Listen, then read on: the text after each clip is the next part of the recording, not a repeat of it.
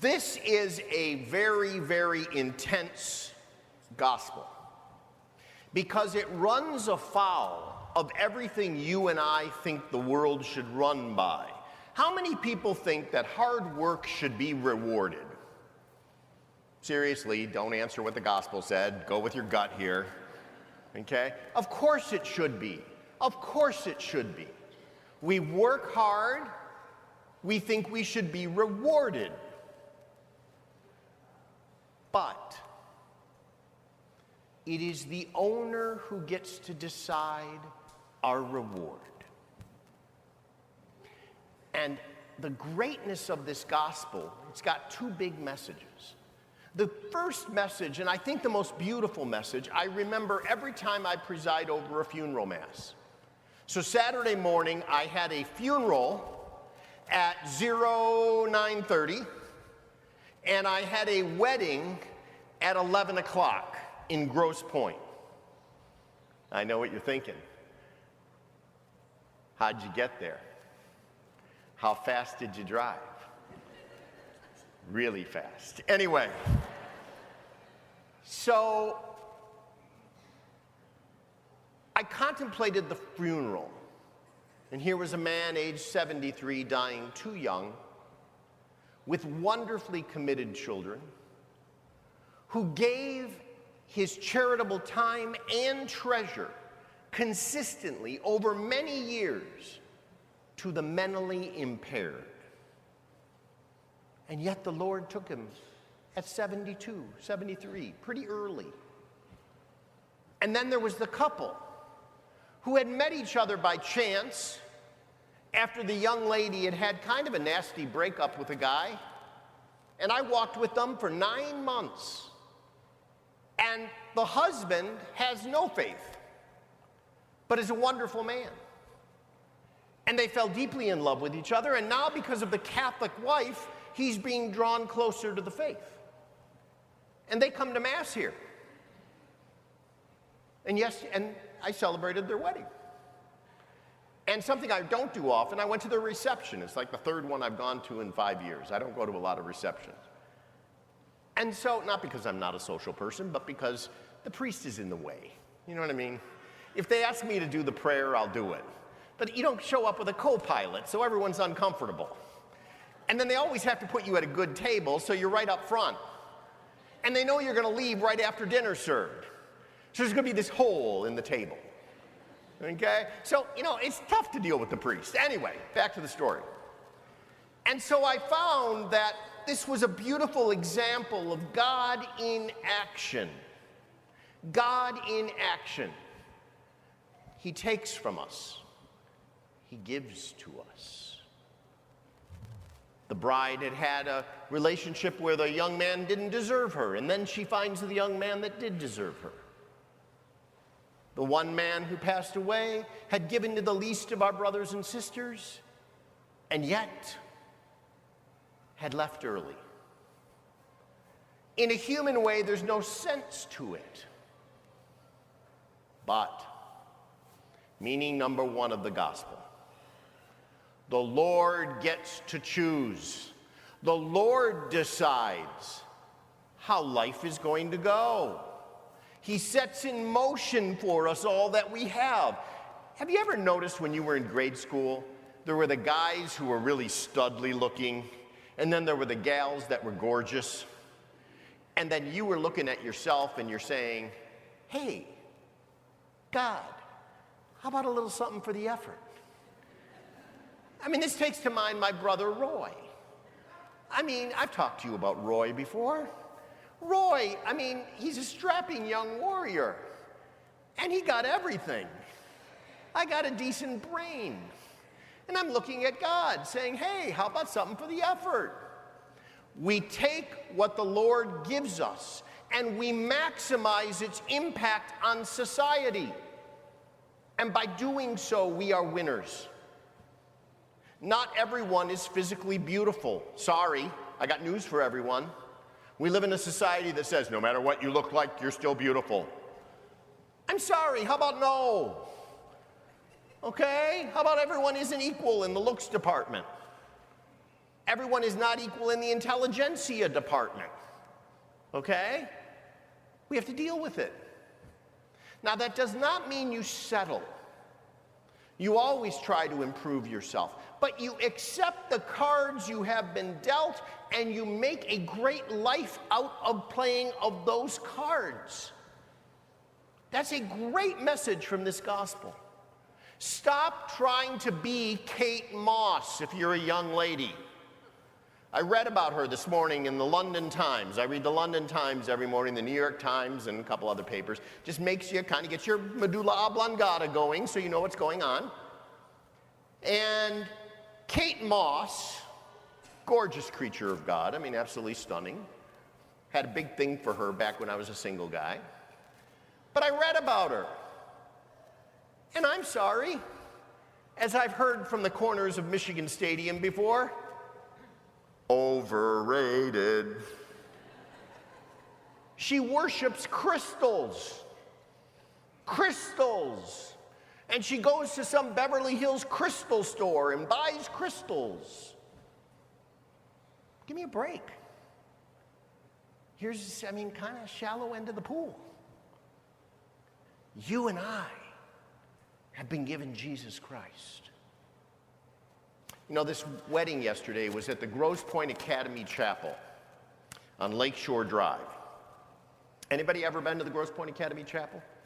Well, I was there. The last time I had been there was 57 years ago.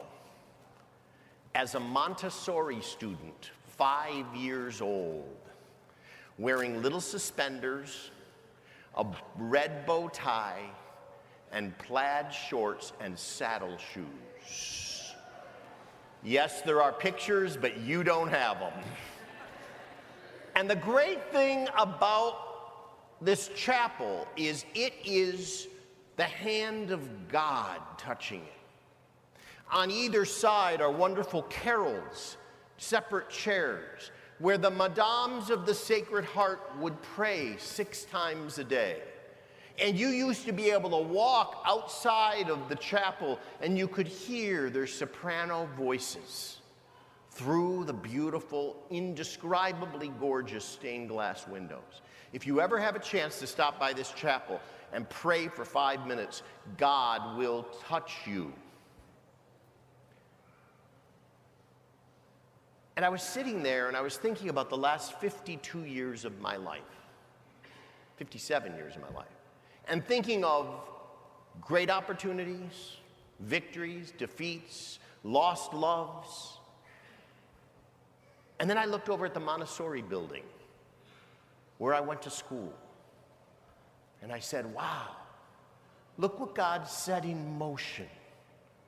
And look what became of it. The good, the bad, the ugly, everything. And all of our lives are like this. How many times have you ever gone on vacation? You're on a cruise ship, and somebody has the really big suites on the top of the ship, you know, where they never see anyone else. They've got their own, sun area. They're not with the peasants on the regular pool. They have their own pool. You've seen these people.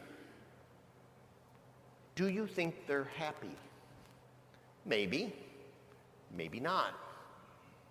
I've known a lot of people who are millionaires in my lifetime. Dated one, $38 million, a home on Malibu Beach. You're asking yourself, aren't you? I know you are. Where did you mess up?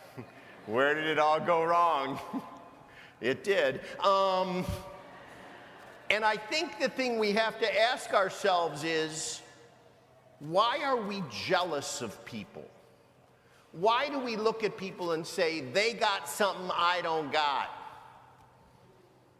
Have you ever noticed how in the last 20 years, everyone has to get a college degree now? You notice that? And so we've opened up a lot of little colleges, some community colleges. Some are good, some are really bad.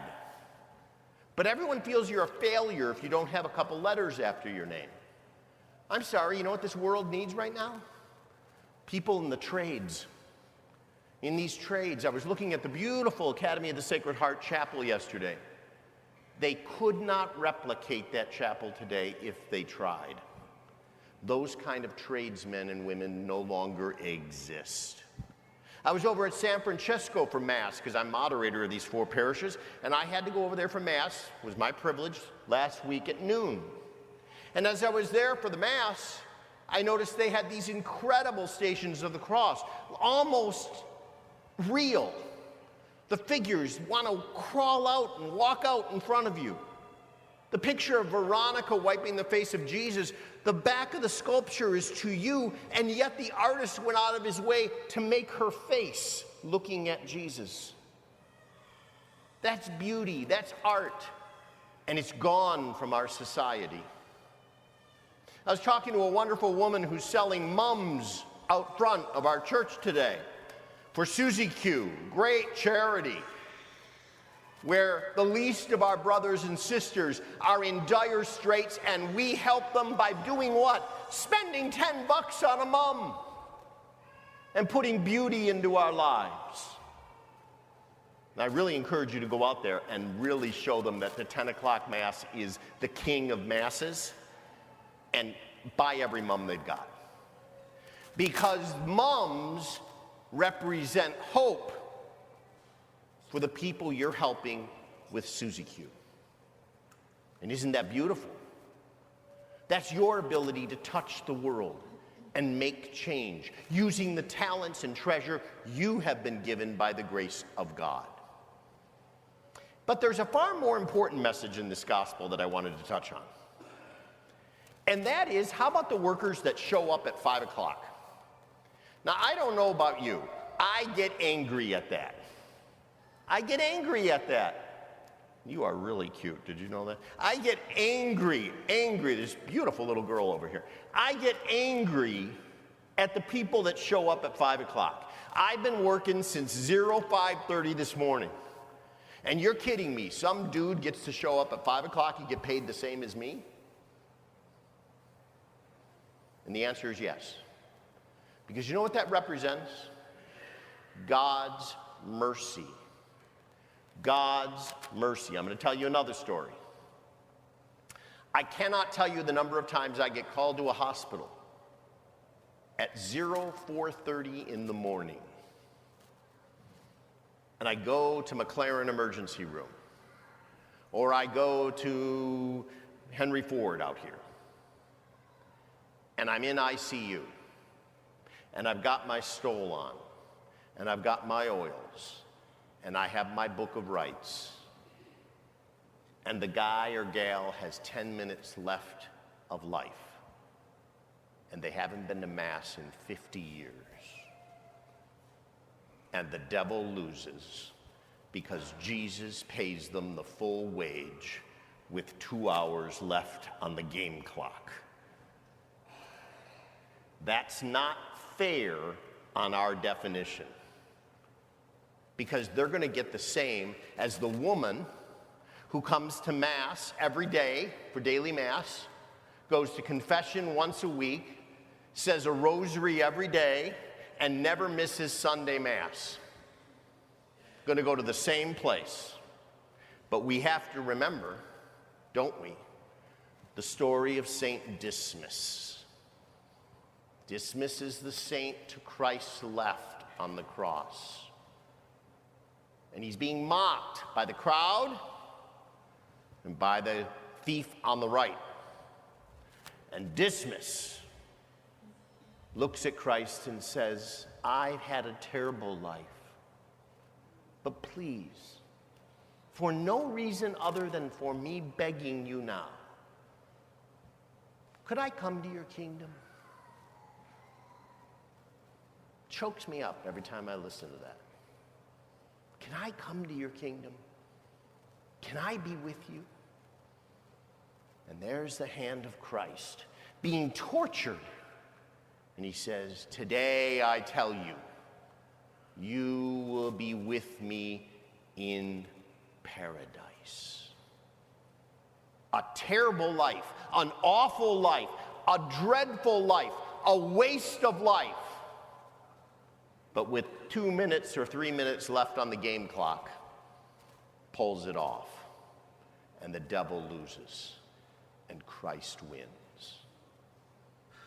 Christ always wins so long as we ask him to help us. In my life, I have seen so many injustices. I've walked the streets of Baghdad and seen little children begging for a life where there's just a teacher, any education, electricity that will work more than an hour a week.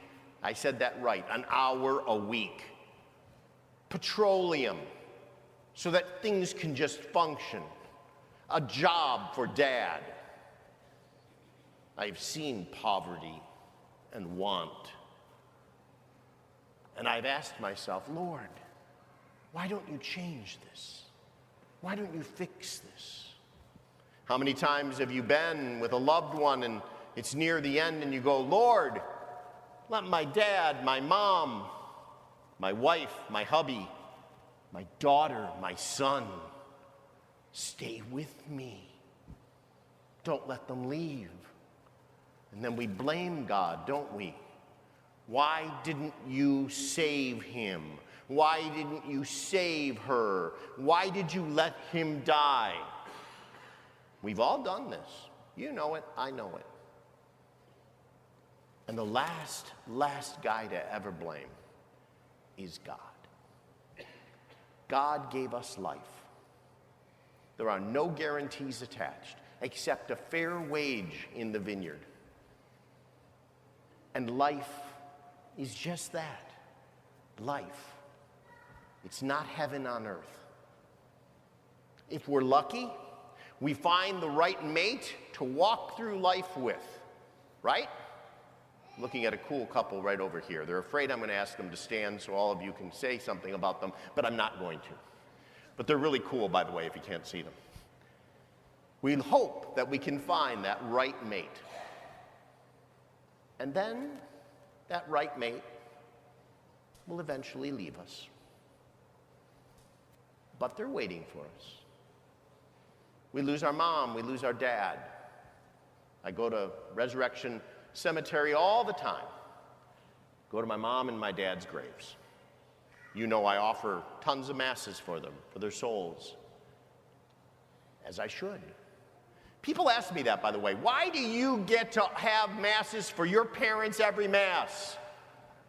You want to wait for it. Here's the answer. You've been waiting. Because I had the guts to follow God's call and become a Catholic priest. If your son does that, you get it too. It's a perk of the job. Sometimes people have been asking me, because this is also the answer period in a homily, why, Father, do you say the prayers that we used to never hear when you're saying the Mass? Because nothing should be hidden from you that happens as part of the miracle at the altar. That's why I voiced those out for you, if anyone was ever wondering. This gospel is not just about giving people something for very little. It's not about that at all. You can't think about it as they showed up at 5 and they got the full wage. Aren't they lucky?